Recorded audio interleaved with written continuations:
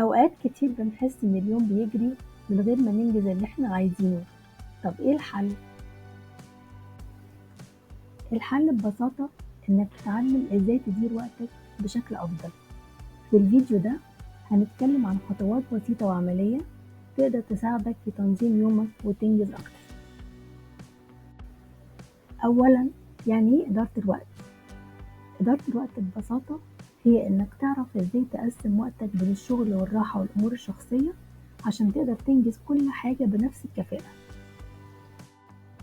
ثانيا، أهمية تحديد الأولويات.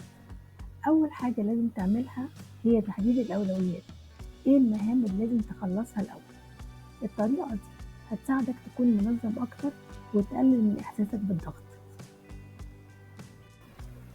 ثالثا، التخطيط اليومي والأسبوعي. إزاي تخطط ليومك من أول ما تصحى؟ اعمل جدول بسيط اكتب فيه المهام اللي محتاج تخلصها وخصص وقت لكل مهمة. التخطيط الأسبوعي بيساعدك تشوف الصورة الكبيرة وتعرف إزاي توزع مهامك على مدار الأسبوع.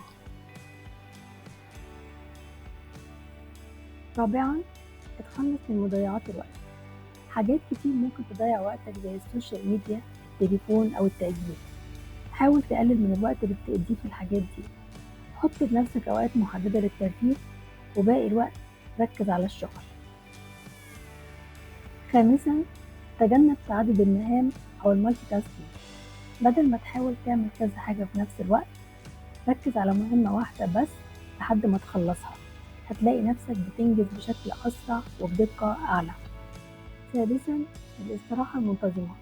مهم جدا إنك تاخد استراحة بين كل مهمة والتانية. ده هيساعدك إنك تريح عقلك وتقدر ترجع تركز تاني بشكل أفضل.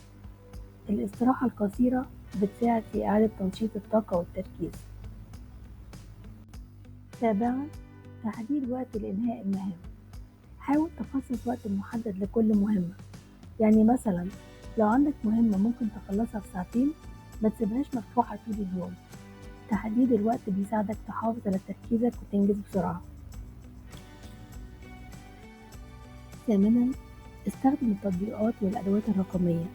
استغل التطبيقات اللي بتساعدك في تنظيم الوقت زي جوجل كالندر أو تريلو. الأدوات دي بتخليك تتابع مهامك وتتأكد إنك منسيتش حاجة. وأخيرا، مهم إنك تكون مرن وإنت بتقيم أدائك. مش كل يوم هيبقى زي التاني، فلازم تكون مرن. كل فترة قيم نفسك وشوف إيه اللي محتاج تعدل فيه. ممكن تلاقي إنك محتاج تركز أكتر على حاجات معينة أو تغير طريقة تنظيم وقتك. المهم إنك تكون مستعد لتحسين طريقتك في إدارتك لوقتك. بالتقييم المستمر هتقدر تحسن من إدارتك للوقت مع مرور الوقت. إدارة الوقت هي سر النجاح في حياتك، سواء في الشغل أو في حياتك الشخصية. لو اتبعت النصايح اللي قلناها النهاردة هتلاقي نفسك بتنجز أكتر وبتحس براحة نفسية أكبر. ما تنساش تشارك الفيديو مع أصحابك وتعمل لايك وتشترك في القناة وتفعل زر الجرس عشان يوصلك كل جديد، وإلى اللقاء.